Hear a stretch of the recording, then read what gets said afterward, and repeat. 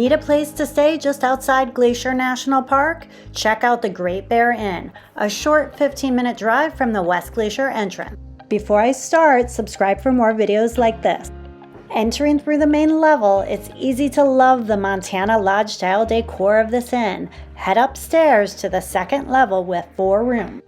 Once upstairs, pass by the taxidermy, then follow the hallway down to the trail of the Cedars room. We stayed here for 4 nights. It's a spacious 2-queen bedroom with its own bathroom and a great view.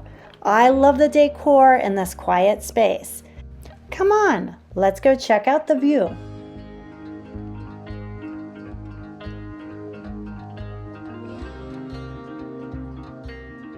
Heading downstairs, this small inn, which has 4 main rooms and 2 standalone cabins, you'll find the spacious game room with another great view.